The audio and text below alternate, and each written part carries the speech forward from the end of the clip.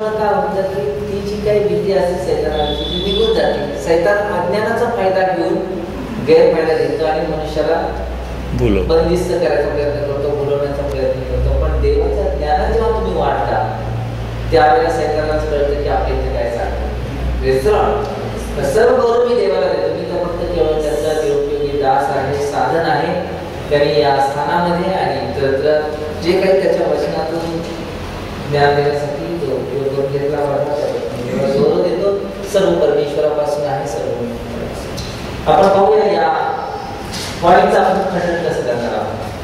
जेव्हा जर एखादा मनुष्य अशा प्रकारे आला आणि तो सांगायला लागला की प्रभू येशू ख्रिस्त मेघावरती येणार आहे.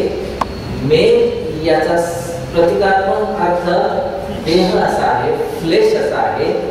आणि म्हणून प्रभू येशू ख्रिस्त ज्याप्रमाणे पहिल्या येण्याच्या वेळेला देहात आला, फ्लेश मध्ये आला, तसं तो देहामध्ये ऑलरेडी त्याने जन्म घेतलेला आहे आणि त्याचं नाव अमुक आहे. असं जेव्हा या प्रकारची माणसं सांगत तुमच्याकडे येतील तेव्हा आपल्याला शास्त्रशुद्ध पद्धतीने सिस्टमॅटिकली त्यांच्या प्रत्येक मताचं खंडन करायचं. तेव्हा आता त्यांनी पहिलं वचन दिलेलं आहे डॅनियलचा 7वा अध्याय आणि 13 आणि 14 वचन पुन्हा वाचलं.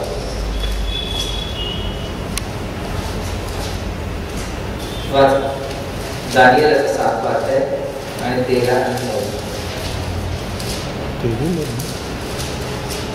तेव्हा मी रात्रीच्या दृष्टांतात पाहिले, तो आकाशातील मेघांवर आरूढ होऊन मानव पुत्रासारखा कोणी आला. आकाशातील मेघांवर आरूढ होऊन मानव पुत्रासारखा कोणी आला.